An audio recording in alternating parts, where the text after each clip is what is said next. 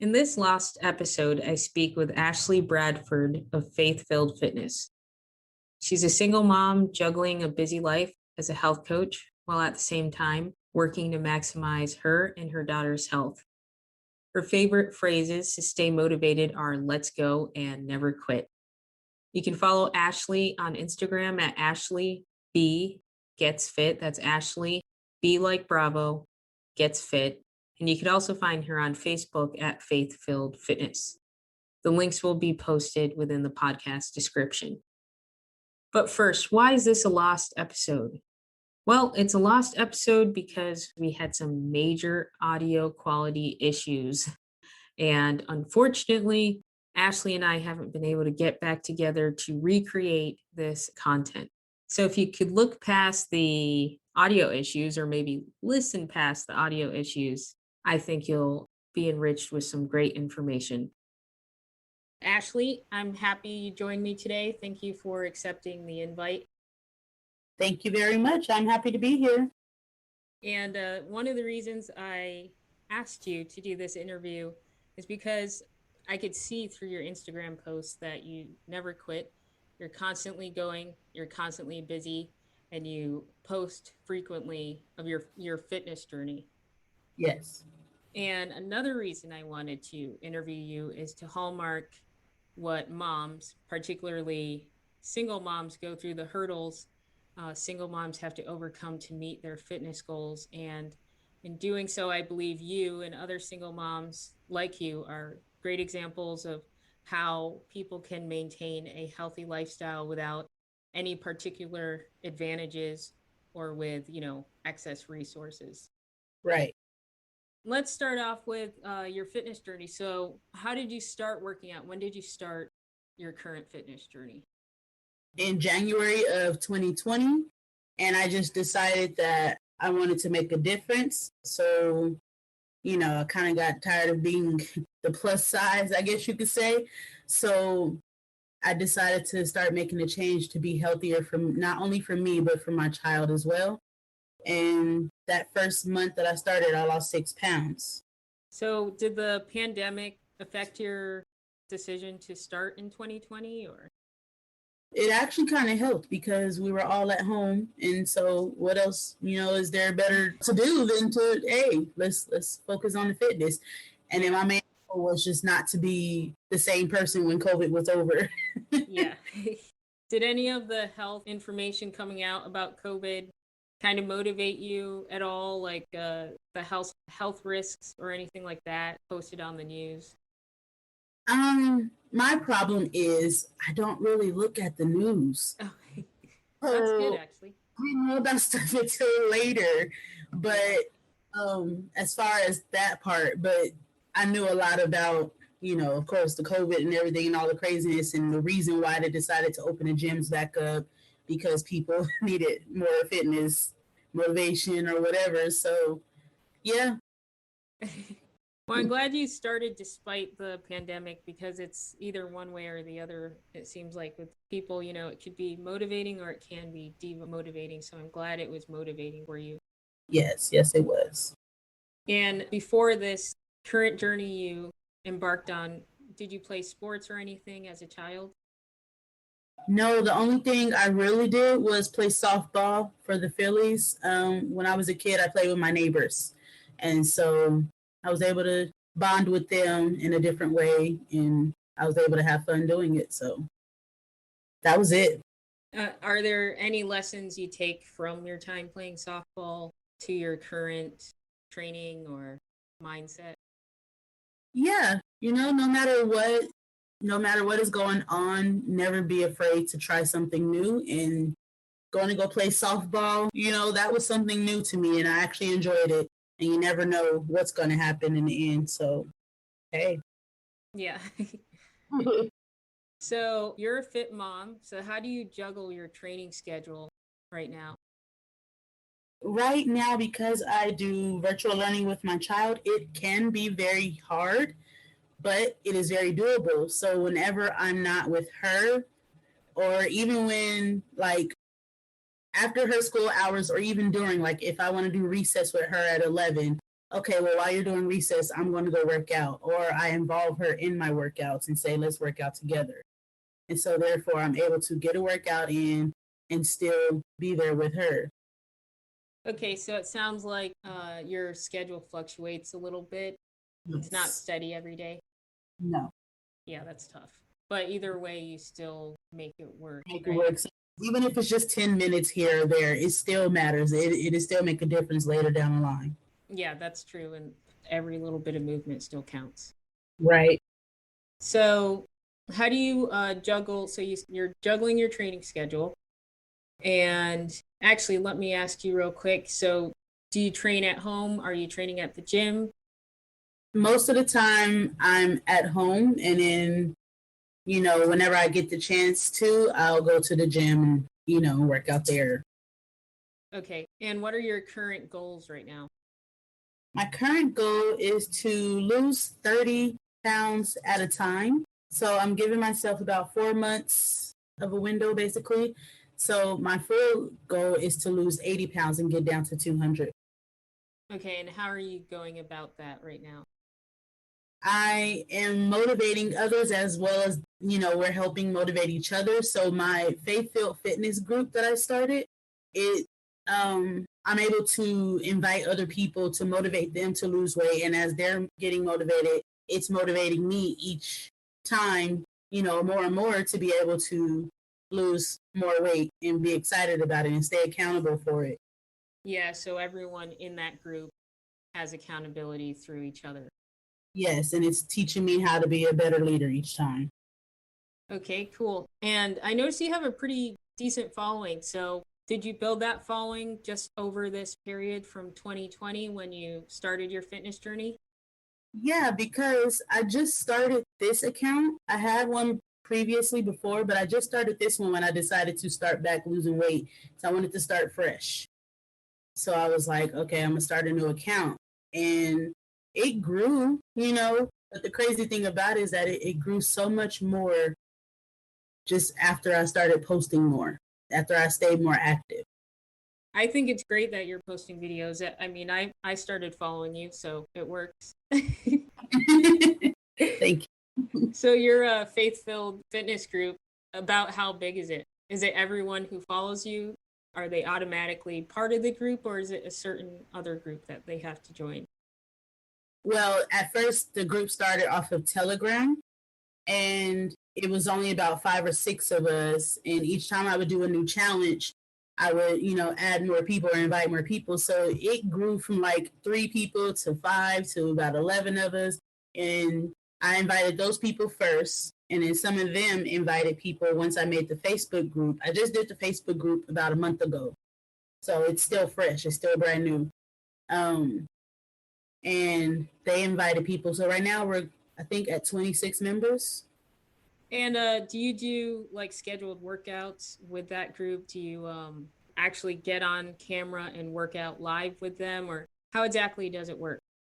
I have started with the live workouts, and right now my sister and a friend of ours are working on different schedules. They help me with, with the group, and we're working on planning out a schedule for each week so that we can work out and people are more prepared for it.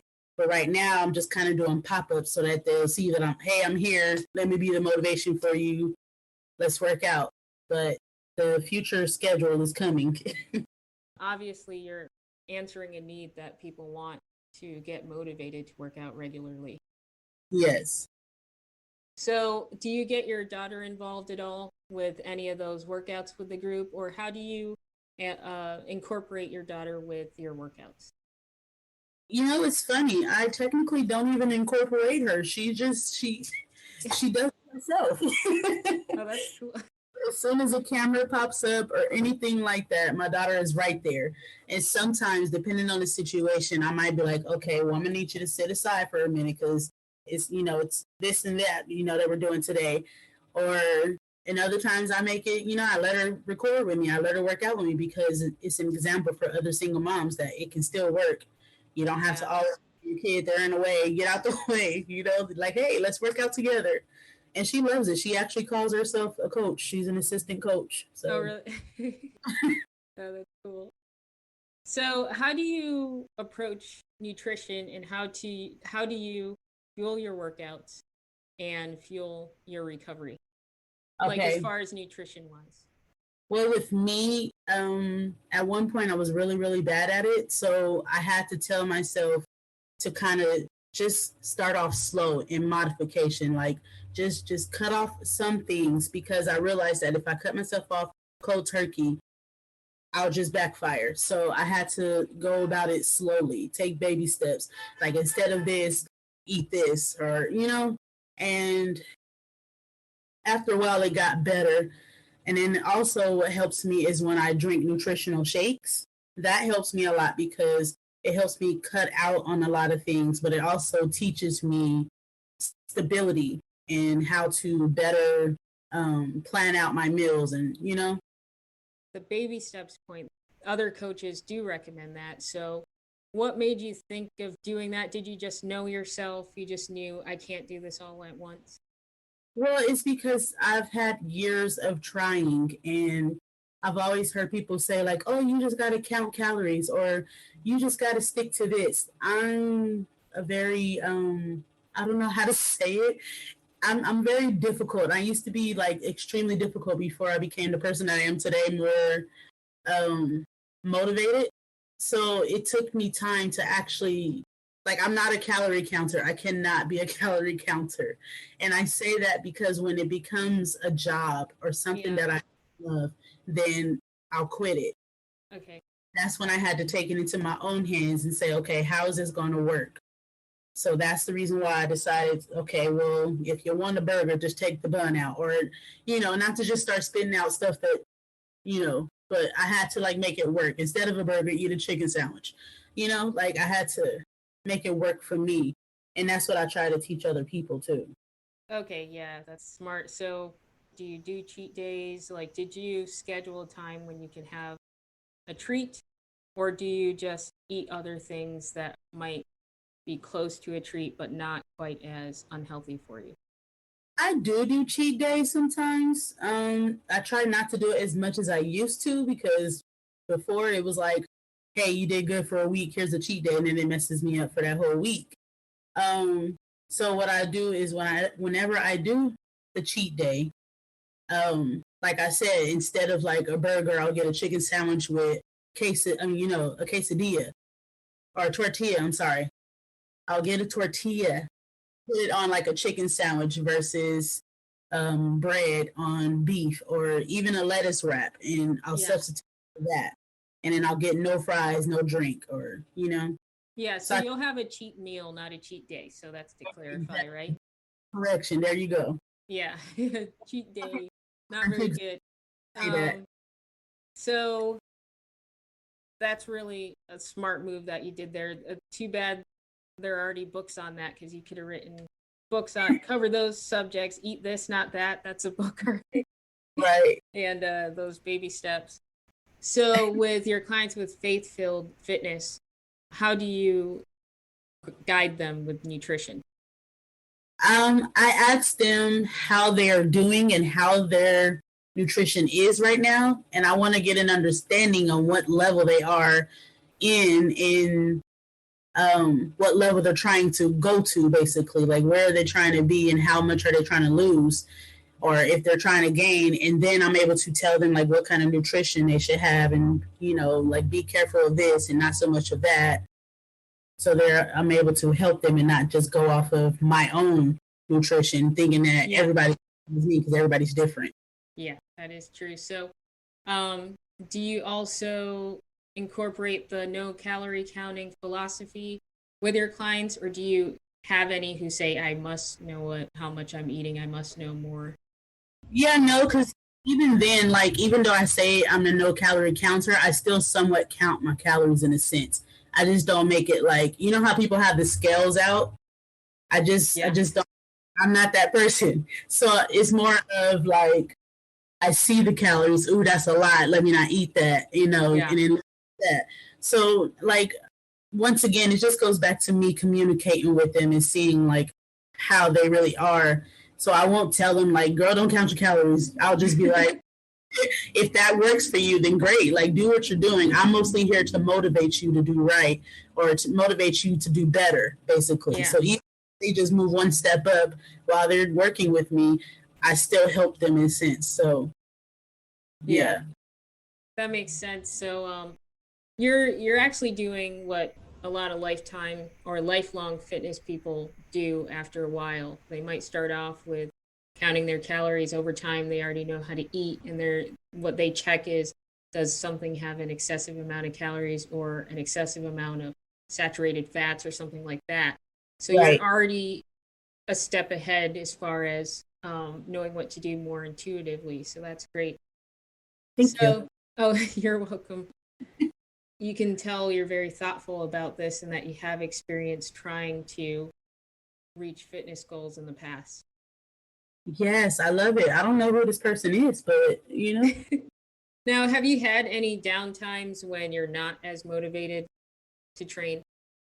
oh yes, of course. I've had them quite a bit, and that's what makes me a stronger leader in a sense, because I'm able to tell people like there are going to be times where you will fall. There are going to be times where losing weight might, I don't want to say stress you out, but it just, you might not feel motivated, and sometimes I don't.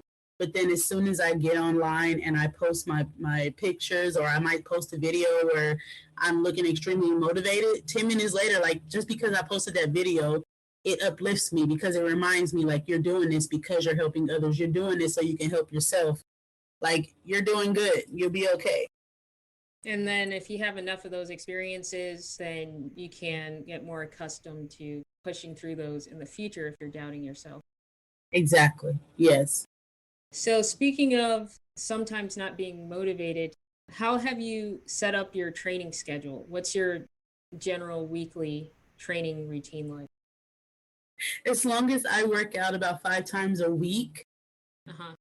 even if it's just 10, 15 minutes, that day, and 30 minutes the other day, the next day, then I'm okay. Like I may not have worked out super hard, but I worked out and I was steady with it. It was an everyday thing.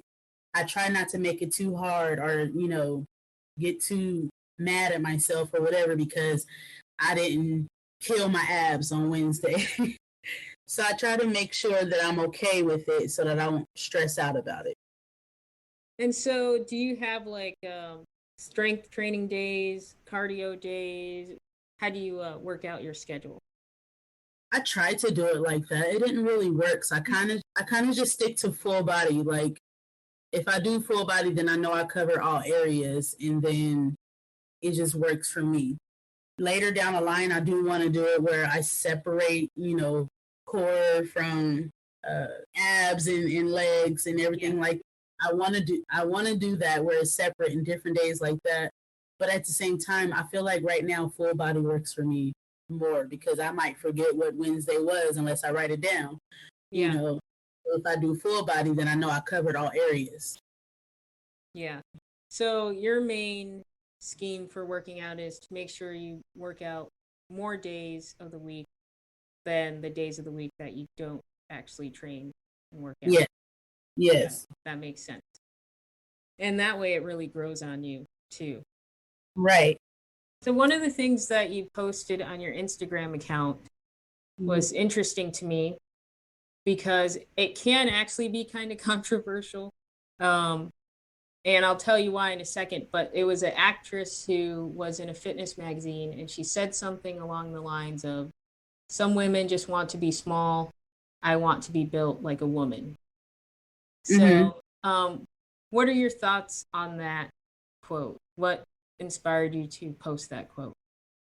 I think what she meant by that, I remember the quote, but I can't exactly remember who said it. But the reason why I posted it, I believe, is because I think what she meant by that was a lot of times people are so fixated, sorry, on being like small that they're not trying to like, how do you say it? They're focused on just being small that they're not focused on the whole picture about it. Like, do it for you and not just because you want to be skinny. Like, so with me, when it says I want to be built like a woman, like I want to have the things that I desire. I don't want to just lose weight. I want to actually have a cute shape with it. I want to, I want to be healthy. I want to be happy about it, not just lose weight and then be later like, I don't like my body still. I don't know. That's what I got out of it. Yeah. There's a few ways to interpret it. And I think your way is a valid way. And it might be the way she meant it. Another way to look at it would be, so at some gyms, particularly luxury gyms, a lot of women are going for this very lithe, lean body type. If you compare their body to a really young woman, I mean, someone who's barely a woman, it's very similar. So Yes. she could have possibly been implying that. I know when I worked at a luxury gym, I mentioned that the women were essentially trying to mimic the build of before they hit puberty. Let's just put it that way. Yeah. They didn't want hips, they didn't want fat, they didn't want any kind of developed shape. Right. And I think that's an unhealthy image. There are just to kind of back that up, there are pictures of women, famous women, who have posted themselves wearing their daughter's clothing, their children's clothing, to say, look at me, I'm as small as a child. And right. That's like a really unhealthy thing, to try to mimic the body of a child or someone who isn't developed yet. Right. I think that's like a thing in the society, and it's okay to actually develop hips, develop a certain amount of body fat so you can actually bear a child, because that's all part of becoming a woman. Yeah. Yeah. So I thought that was a good quote to bring up, because when you're not famous and you bring it up, people look at you funny. But I think it's kind of like a dirty part of society that people don't want to say out loud. Right. Like, they know these women are trying to look like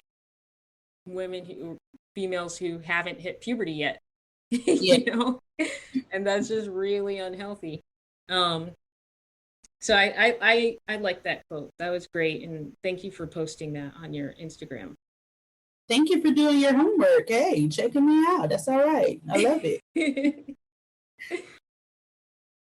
On the subject of like celebrities and things like that, do you have any fitness icons, or are you motivated by a vision of yourself in your mind, or something else? It could be anything. What motivates you to work out?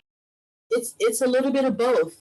I saw an old picture of myself as far as like my shape and my desired look as far as that. And I thought to myself back then, like, I thought that I was like really big. And then compared to now, it's like, oh, okay, don't you wish you were, still at that size to a certain extent? And that's one thing. It motivates me not only to get back to that person, but it motivates me to get back to being healthy like that, because I was actually in an okay state. But then the other thing that motivates me is people like Monique. She lost a lot of weight and she's doing awesome. She has so much energy. Her, Jill Scott lost weight. Like, just name a few. Jennifer Hudson motivate me to like want to be like, hey, I can do it too. Yeah, and you could do it despite how difficult you might think it is, because I remember Monique used to joke about skinny girls and how she hated them. But she started working out. But maybe at the time she made those jokes, she didn't realize that she could overcome whatever was stopping her. Exactly. And that's just like with me too. I think that's why I kind of agree with her to a certain level, because it's like I came to a point after so many years of trying where I felt like I just couldn't lose more than 10 to 15 pounds. Yeah. But then when I had lost 30, like my confidence went from, I don't know, 5 to like 30, 50. I don't know. It just boosted my confidence so much that I was just like, who is she?